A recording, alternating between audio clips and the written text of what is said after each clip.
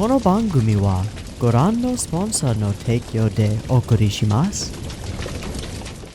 Alrighty, welcome everyone. I'm Teeaboo and I am here for Fire Force episode 4. Last time on Fire Force, it feels like we really kind of kicked the plot in the ass and got it sort of rolling, which is kind of exciting and pretty cool. So we started off with this rookie games thing, which was really more like a plot device to get all the stuff that we needed to happen and to bring in like the captain from the first and some other characters so that they could influence the things that were happening.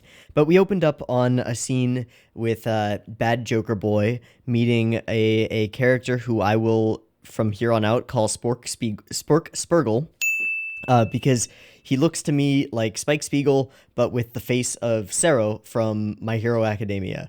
That is what I've come up with as like the perfect image for him. I'll put it right there.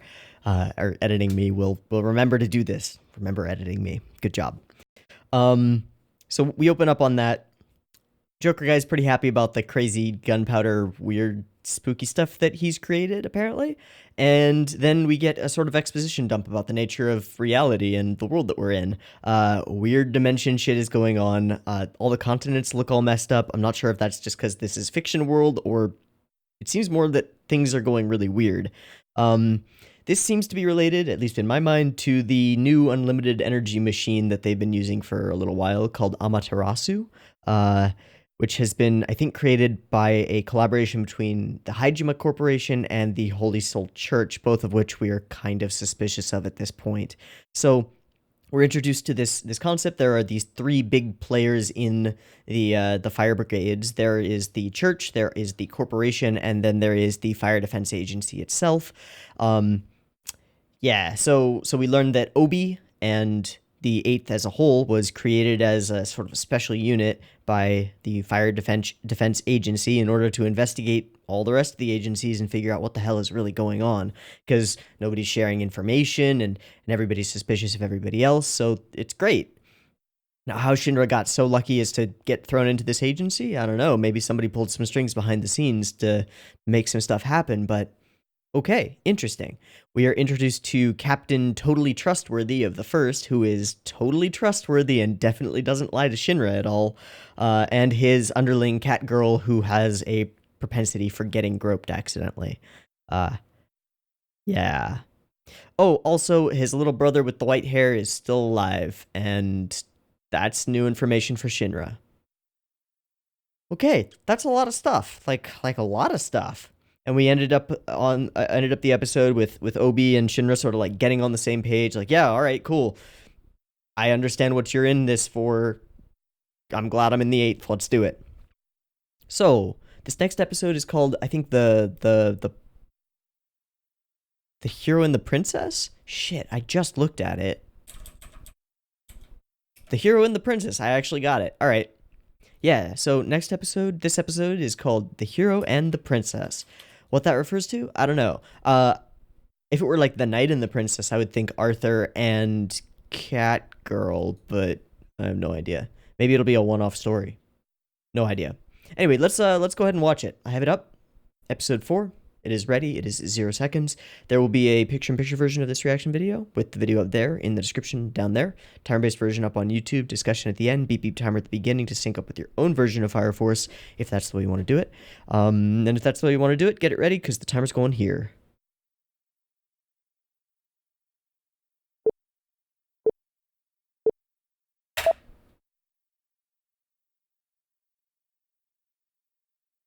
Clouds rolling in. The Holy See. Okay. Record-setting short period rain, I think it said. Okay.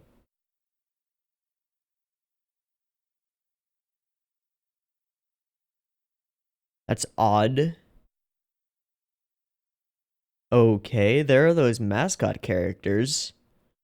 I said before I wasn't sure whether they were going to be important in any way. What are they doing? Just watching?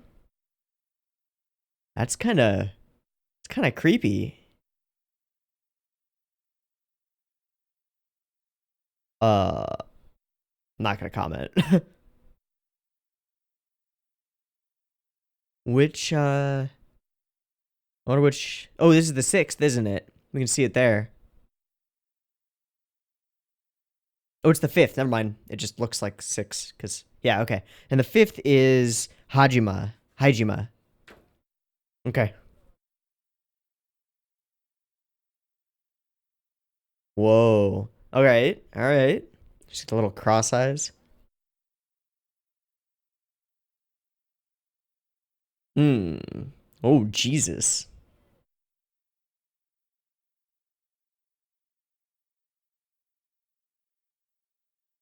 Holy crap.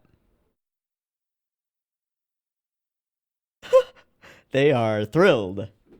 It's understandable.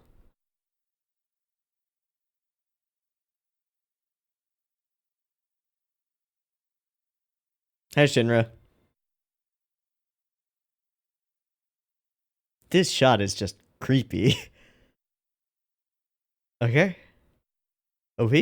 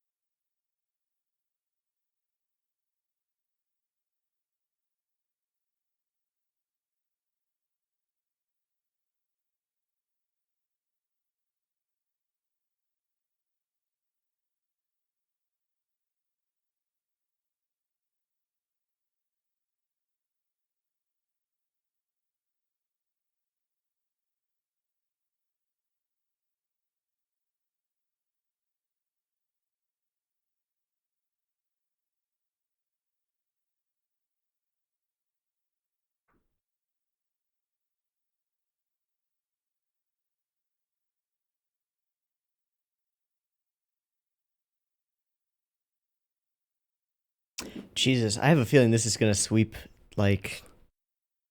awards. The OP at least. And the ED. I don't know anything that touches it for the season. Hmm. Oh, covered up. Covered up.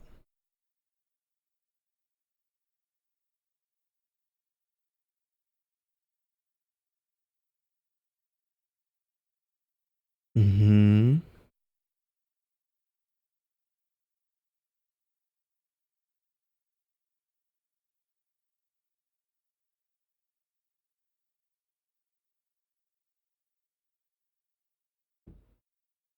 Okay.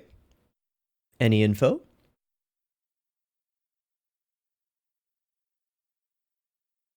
So they're harvesting infernals?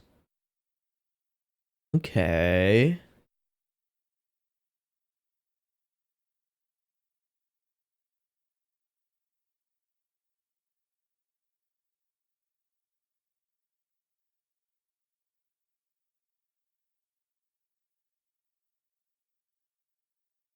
I get the feeling there's somebody different doing episode directing, and I'm into it.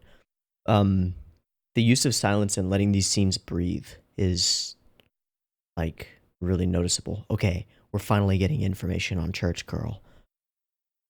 Holy shit.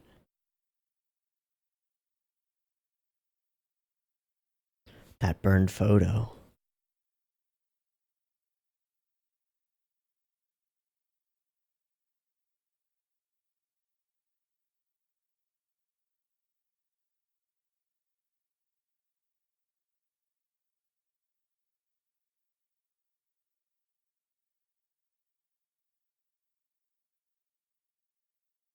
That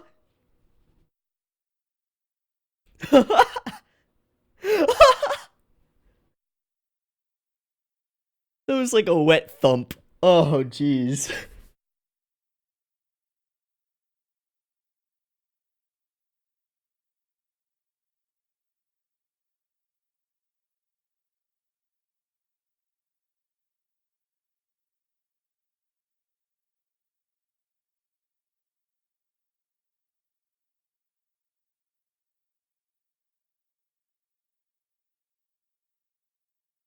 Are you doing anything else? Hmm.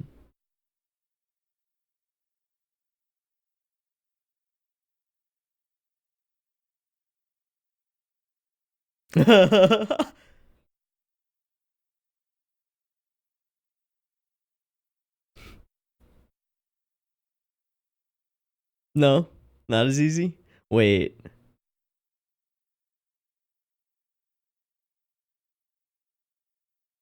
wait, what?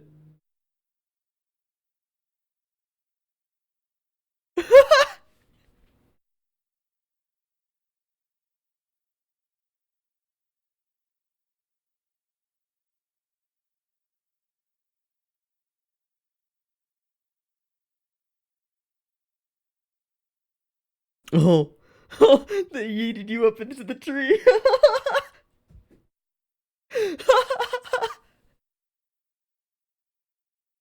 What?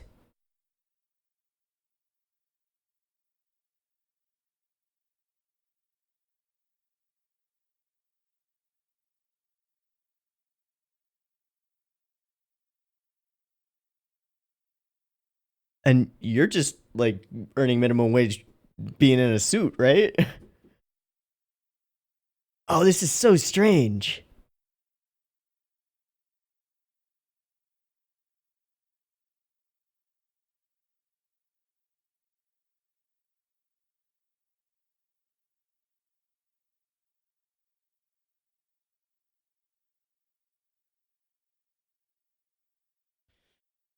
Whoa.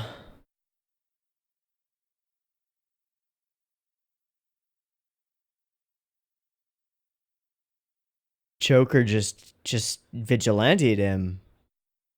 Is Joker going public? Is that the play?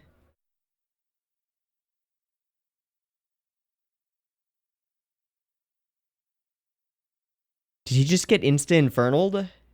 And is that the thing that they fight in the OP?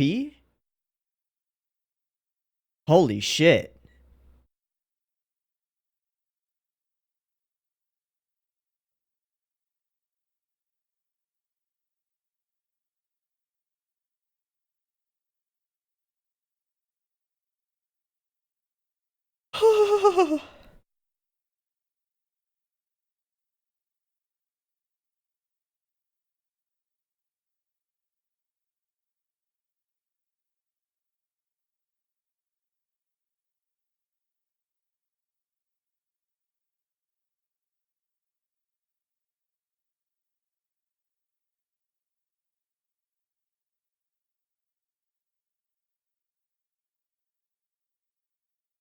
What was in that bag?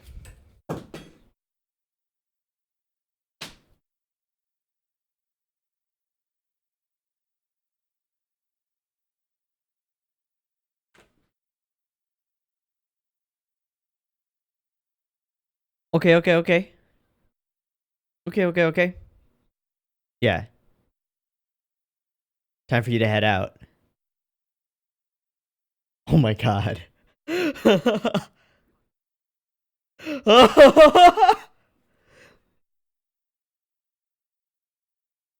we were told to. Oh.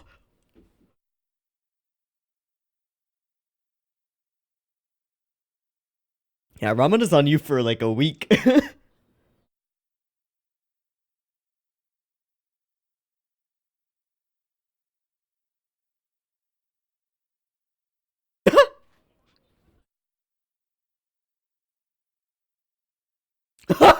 Away!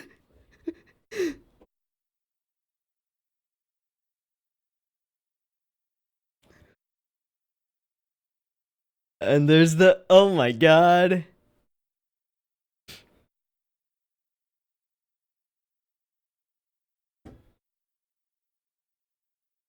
Hi.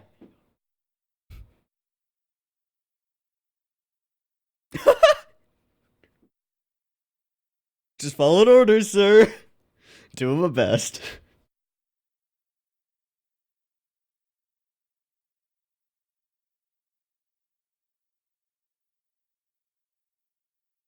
Yeah, has a sense of self and holds grudges.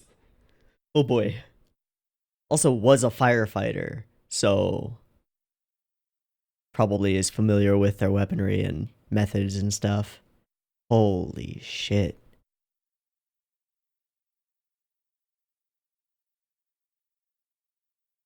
Just dragging him around by the roof of his mouth.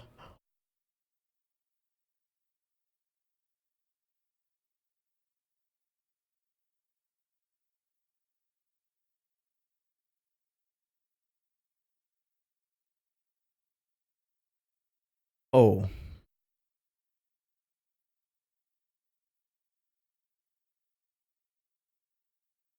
Well.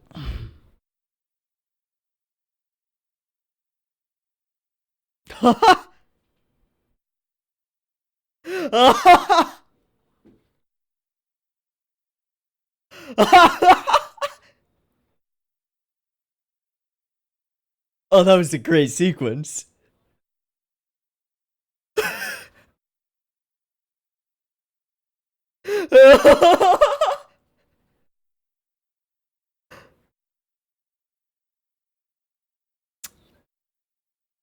He's not entirely wrong, I guess. Okay, okay, okay. Oh. Yeah. Wow, that fire. He's dead.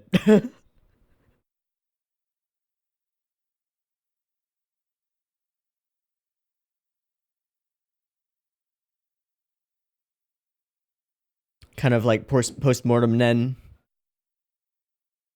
Not really.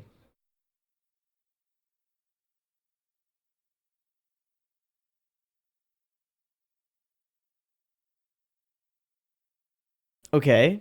Intriguing. But you are a murder machine now. So...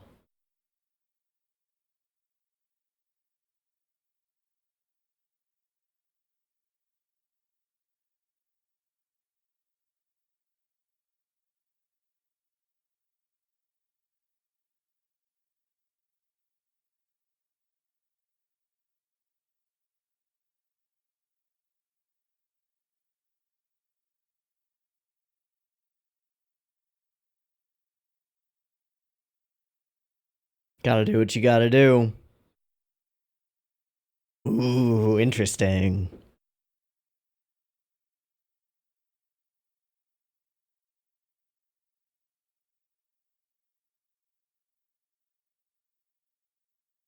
Wow.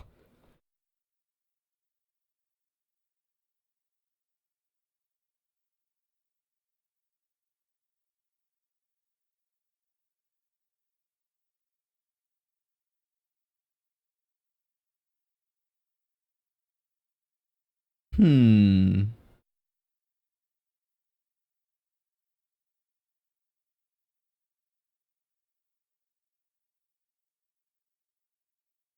And now we get to hear. This is cool. We started in Media Res without even knowing it. It's kind of amazing.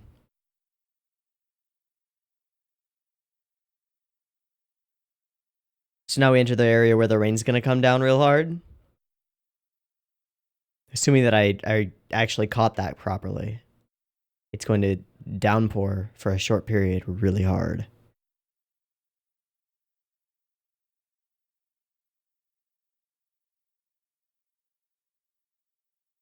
Yes, that is my plan.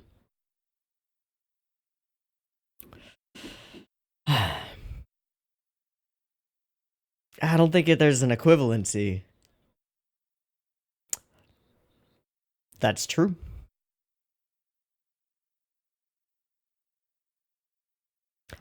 Morality doesn't work that way, though.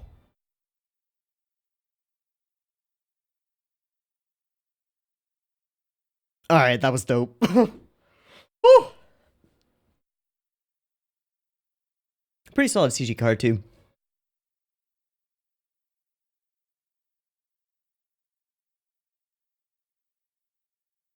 Oh my god. Exactly. Alright, there's our hero. Where's the princess? Is she the princess? Princess of Hijima.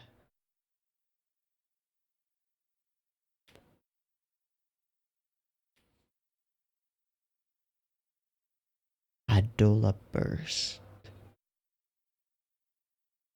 What is that freaking Conehead guy? That's crazy.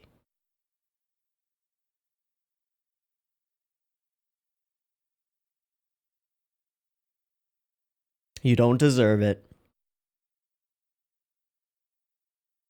So were all of your victims. Did your victims get a prayer? He's gonna wait. Alright.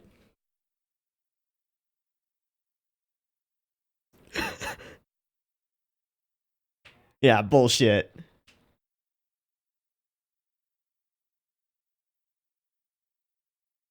Gave you the chance.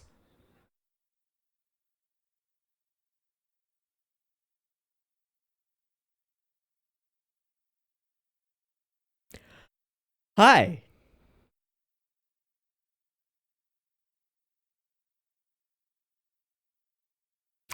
Princess. Bingo. And a third gen. Seems old for a third gen. I guess it's hard to say for anime characters. Okay, so they're gonna straight jacket him up. They want him for something. Hajime wants him.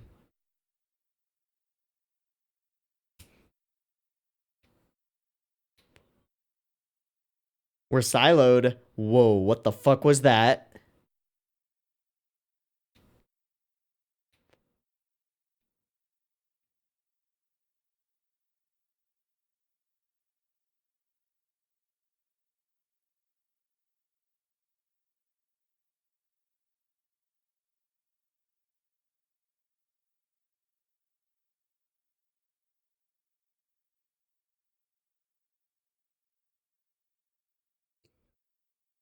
That's one way to put it. I know a few people who are gonna find this really hot. Yeah. Like, really hot. Not my thing, but alright. If it's your thing, this is your thing. Ah, she's got a squad.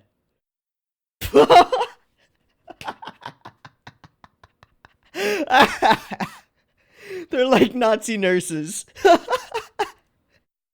Hmm.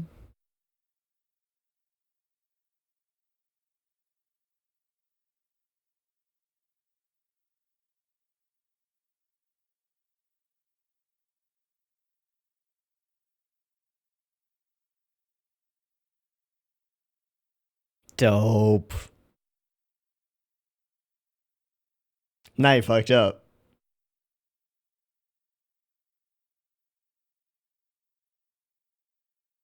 Dude, don't. No, no, no, no, no, no, no. No, no, no.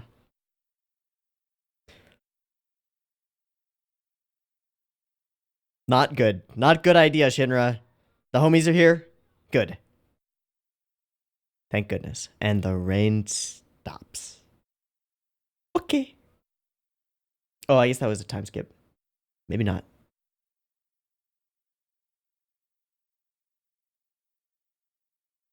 No ulterior motives here.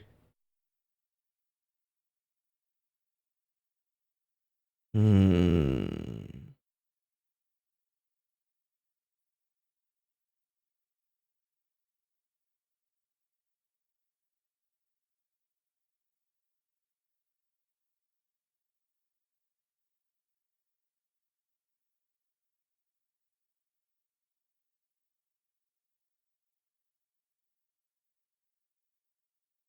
Hmm.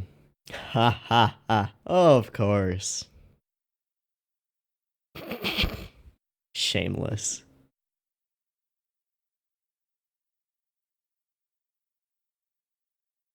He knows he has to back down. Uh. Uh.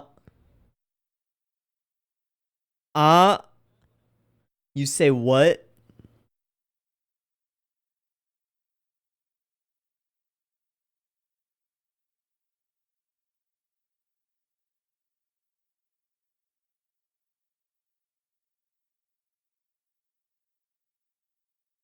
It was her, wasn't it?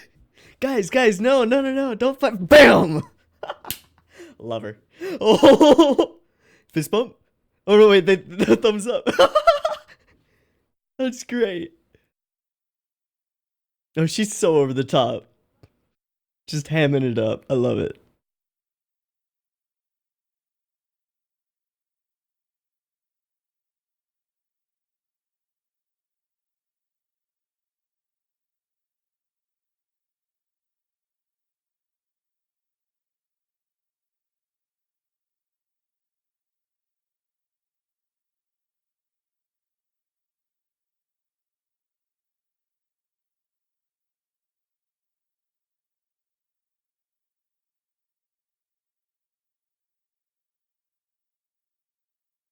And the balloon ties it all together. Oh man, that is nice.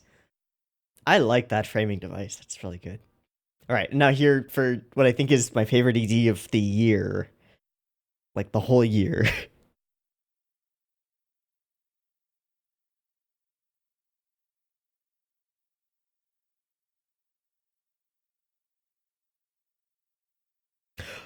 They were together. That's why when she saw her, that the thing. Okay.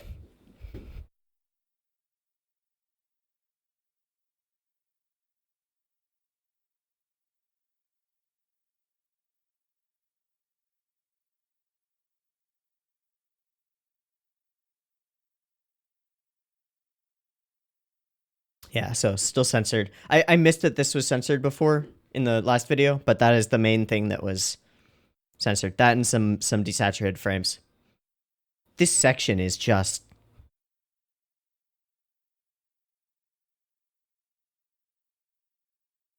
And the animation just makes it too.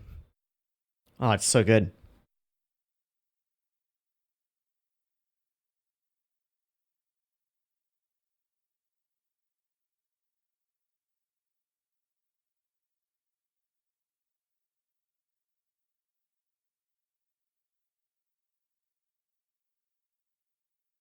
All right, next episode will be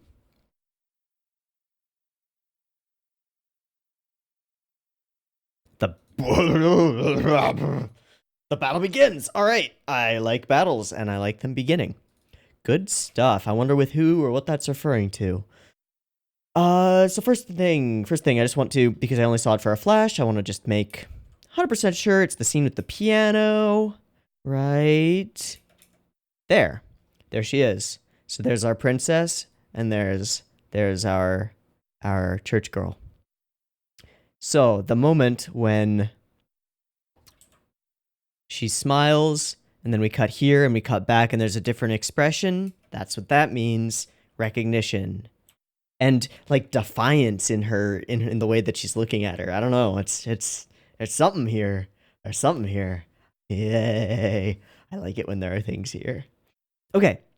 So that's a little sidetrack because just noticed it in the ED. It was like, oh wait, cool. Very cool. So how did she go from church girl to princess? I assume she must be, it must be hereditary. It must be something to do with the Hajime family or like something like that. Yeah, we got her name at some point, but I don't know. Anyway, we'll talk about her and her gaggle of like Nazi fire nurses and crazy dominatrix shit because it's awesome and I like her as a character. But first we're gonna start off with the way that this episode is set up, which I think is really interesting. So by the time we see these guys, the contrail is already there through the cloud, right? And then the balloon lifts off. Wait, where does the balloon lift off? No? No? Okay, it happens later. Rip. Ignore me. So two things immediately occur to me. One is a willingness to hold on these shots of very little, if not nothing happening. These like deserted streets with these sort of like creepy cute animal mascot characters just holding balloons. It's really strange. It's like it's weird. It's off. It's very off. And then the other thing is that we let these scenes breathe. We let them go on a little bit longer than they need to because they need to. And maybe that doesn't make sense, but we'll get to a scene like that once we get to the Fire Force people eventually. So then we're introduced visually to the other place. They've got a bunch of people on communications.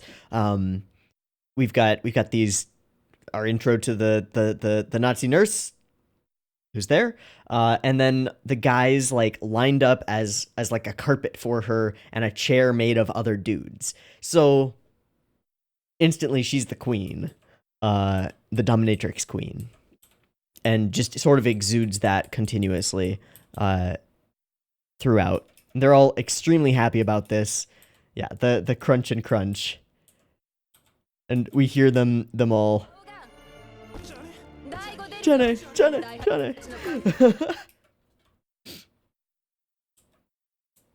By the Adola pattern, I believe it is a 3rd generation fire soldier from the 8th.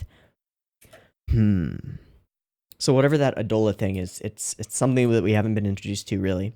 So here's where the balloon lifts off. Okay, great. Yeah. So again, these are like really slow, really almost creepy and ominous scenes. Atmosphere building. It's great. It's great. And the greatest thing is that we're not sure where everything is in time. Like, we just don't know. We just know that Shinra's out on a mission. For all we know, he could be on his way to go save Mamoru-kun from the tree. It doesn't... We're not informed yet.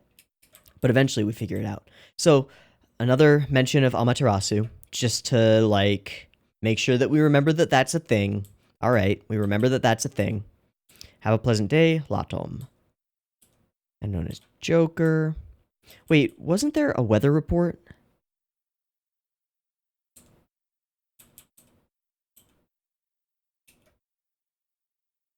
Oh well, we know that it rained. I know that was gonna be the rain. So, interesting stuff. Here's a scene that breathes.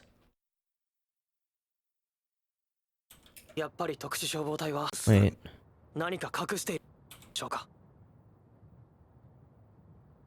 I just want to know what the line was. Could the Special Fire Force indeed be hiding something? And then we answer the question with that silence. That's what this pregnant pause does. This pause and all the cuts in it, that pause is the same pause that happens between two people who know that the answer is yes, right? And so we know, we can infer that from that pause. It's really simple, but it works really well. And then there's another one after that. Another pregnant pause before someone comes in. And then I believe that once we... Oh yeah, there's this whole sequence here, which is also... It's painfully silent.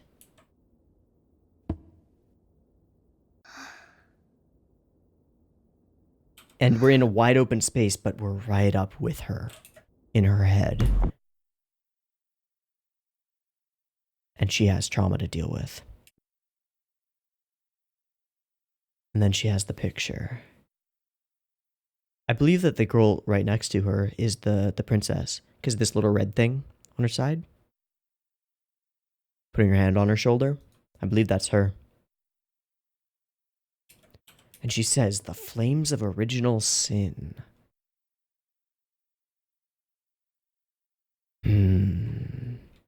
Tucks it away. And smiles. Intriguing. Then we've got a boring day at work. Doing boring stuff. Messing around. They get the call. Got to do the firefighter thing.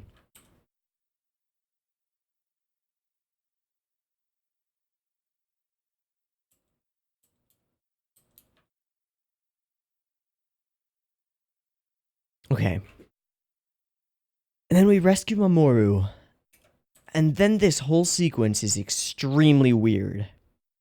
Because, as far as I know, the three mascots are, I mean, they're just normal people in suits, right? Like, this one sounds like an old grandma. Yeah. And throughout the conversation, as we're cutting back to his face, we cut to this like weird eye orifice repeatedly, and then to wides, and it's super unsettling. At least I find it super unsettling. And then we've got the creepy like mechanical thing waving. All of this is almost horror. Like the stuff you would expect at the beginning of a horror movie. Like something's off, something's weird, something's wrong. And then Mamoru introduces us to this idea of the firefighter on trial, the serial killer. And then bam, here we are. We jump straight into it. He's gloating about the law, and then we see this. So I guess this has nothing to do with Joker. He's just spontaneously infernalifying. Boom. I'm going to also guess that the color of this fire has been dulled as a respect for the fire that occurred. In the close-ups like this, we get the full bright effect of it as he's transforming into an infernal. But in these wide shots, just watching somebody become a living corpse is kind of rough.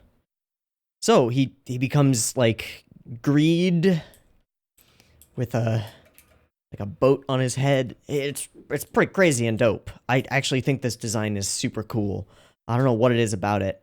It reminds me of something, but I can't put my finger on what it reminds me of. You know what it reminds me of? It reminds me of the Jaeger from Pacific Rim with the fusion reactor on it. Or the fission reactor. Nuclear Jaeger. Yeah, that guy. With the big, the big containment thing on its head. Kind of reminds me of that. And kind of shark-like with the big face head and the lack of eyes making him even more inhuman, and the constant billowing smokestack of flame that acts almost like hair, or like the tail thing on a samurai's helmet. Yeah, super cool design. Really dig it. Really dig it. And the sort of eternal grin. It's great. So, she's interested in capturing this infernal with a sense of self. Seems to me that these infernals with senses of self are probably being, like, harnessed and utilized by Hajime for something untoward. But, we don't have a specific reveal of that yet, so we'll see. Yeah, where are they? And she won't tell. Aw. Okay, so then we get this fantastic moment where, oh shit, and he calls for them. Yeah, and she couldn't tell. All right, off we go. Arthur's like, nope, you're taking me with you. And I love the hi-ho silver joke. Away! And then we realize that by the time we started the episode, this is the point where we were at in the story. I think that's really cool. You don't often see framing devices like that later on into a series for, like, specific events. You see them pretty frequently in episode 1s, where you start at a point of action and then you jump back and you're like, okay, here's our backstory, and then here's our action to finish off the episode. Because it works as a formula for an episode 1 really well. You get the immediate, within the first 5 minutes, you get to do some portion of an action scene and setup, while exploring a bunch of stuff that, like, the audience doesn't have any basis for or context for, so they're interested in finding out that context. Then you deliver the context, bringing you up to the point of action again, and then you pay it off with more action at the end. It's like, nice, solid, we did it. But in like an episode 4, not that frequent, but I really like it. It's pretty cool. Sort of makes you go, oh, hey, that was cool. They did a thing there. I appreciate when shows do things. They just sort of scoot up. It's great. This is another one of those scenes where the establishing shot also establishes emotion with the clouds slowly moving in. It feels really interesting. And then this shot just on a pure blue gradient with the flames sort of there. Wow. Very cool. So he's got this whole, I am the judge, jury, and executioner thing. And then we have, I think, my favorite sequence of the episode. So we've got our boys flying in, straight toward the camera. And then we move 90 degrees for the impact. Get ourselves an impact. Arthur goes rolling. He just sort of pushes him across the screen with the shockwave following. And then they both tumble, become wheels, stop together, get up, and 3-point landing in unison. And then Arthur backhands him in the fucking face before he can say what the hell. And then we double down and repeat that joke.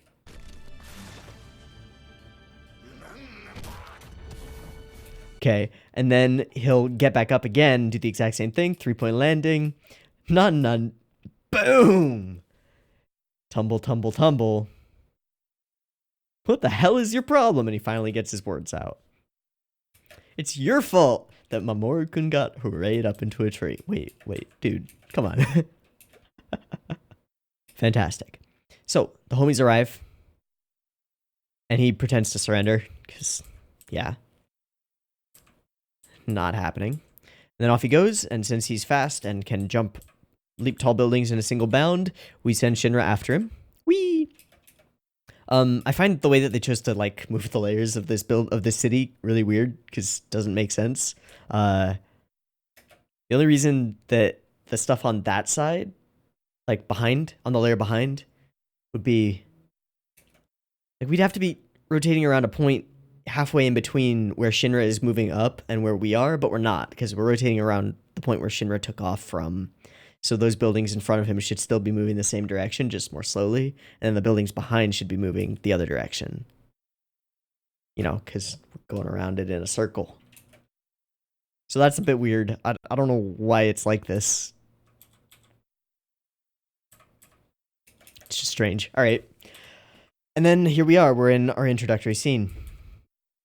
Balloons. Balloon lifts off, and that's our time. So we arrive at the place of final battle, and the final battle commences. And he presents his own twisted morality, which is like, well, I've saved so many people, I deserve the right to be able to kill a few, right? It all balances out, doesn't it? Well, no, because that's not how depriving people of the capacity for pleasure works, or life. It doesn't work that way. It's a bad thing to do, and you can't really fix it by saving somebody else. It doesn't work that way. There's no scale for that. You just you want to do one and you don't want to do the other one. Yeah. I like this line. You kill them during your firefighter days too. You've been killing them all along. Who's the idiot? So this is cool. Using fire to launchify. I guess so. We see his eyes become a little bit more neon pinkish, and then he goes whooshy bam. I'm going to call that a whooshy bam. That's the technical term. And then I believe we cut to the place with the princess, and they're like, another burst. Yep, second Adola burst. So, eyes glow neon pink, Adola burst, whatever that is. Okie dokie. God, this guy with the freaking cone head. What the hell? So, it'd be a waste. We want the infernal.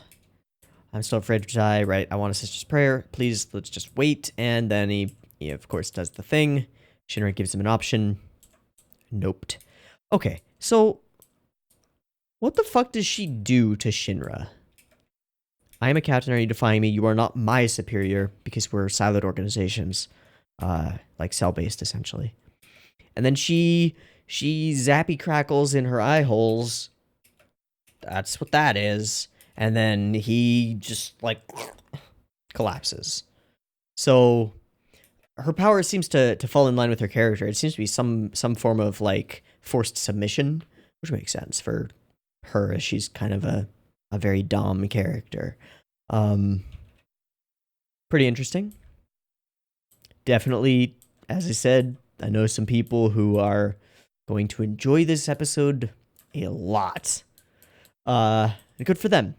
So then we got these three. We've got like a trio of identical blonde latex wearing. What the fuck? All right. So that's the thing. And then, okay, so who's pushing through?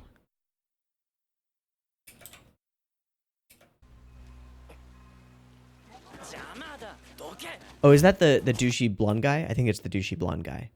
I really hope that the douchey blonde guy isn't Sho. I don't think so. So he berates them for it. Y'all suck. Yeah, it's one kid who fell on his caboose. It's not like he got burned. How dare you joke about that?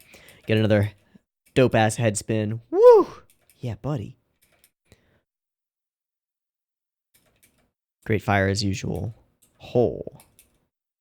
So, let me show you what a fire soldier is. He challenges them to fight, which is a bad idea. And then, thankfully, the homies are here. So I thought the scene where the rain dries up suddenly was like maybe a time skip, but I guess it's just that the rain dries up suddenly. I do believe they said in the news report that the rain dried up suddenly, or would be. Yeah. Taking his body in as is. Right, so she makes an equivalence. All right, that's fine. She's pretty cute. I'll give her that. She's pretty cute. She can't top Fit Sputter Waifu, and she can't top Cat Girl so far, so yeah. Alright, so this guy's got glowing golden eyes and is blonde. Yeah, no, Sho has white hair. Toru Kishiri, 3rd generation pyrokinetic. And a jerk. And I freaking love this moment. Boom. Okay, but what I love even more is this moment. Fantastic. And then this is just pretty cool. This is like DP is going, hey, we love JoJo's, let's bring some of that in. I'm sure that there's actually a scene similar to this that they're using for that, but still. And then we have this moment with the smile, the notice, and the not smile. I wonder what that is. So off they go. So this establishes the 8th is underdogs. This establishes the possibility that the 5th is more evil than just like not very nice. Establishes the interest in infernals with the sense of self, which I guess in a way was kind of first shown to us by the infernal man who remained sitting silently, just waiting for death. But more clearly and explicitly here.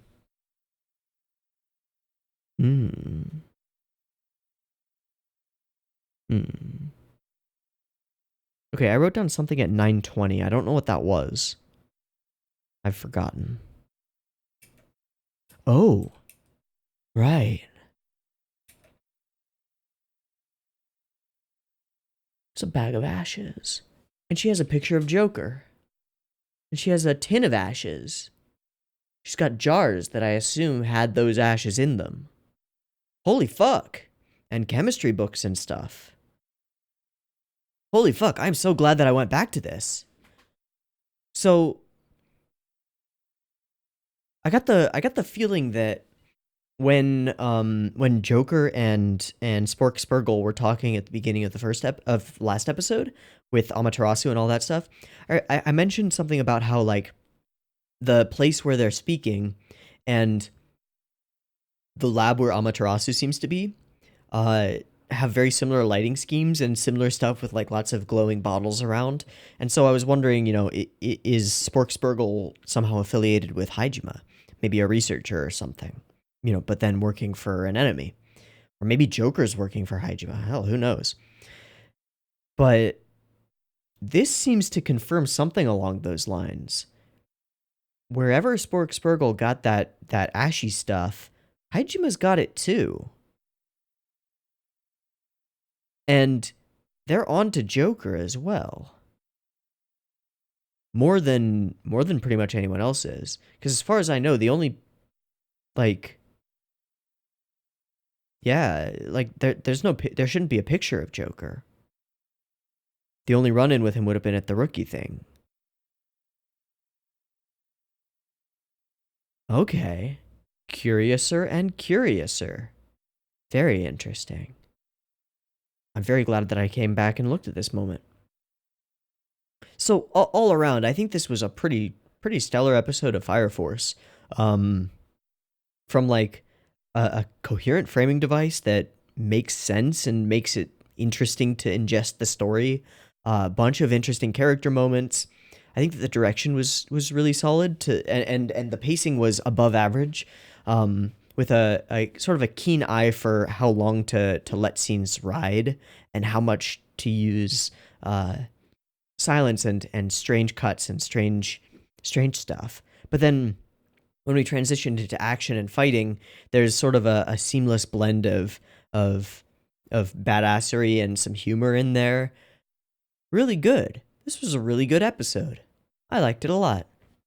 Cool. Well, that's gonna be about it for me. I've been Teeaboo. This has been Fire Force episode 4, right? Yep, episode 4. I hope you've enjoyed it as much as I have, and I hope to catch you next week in the next one. Peace.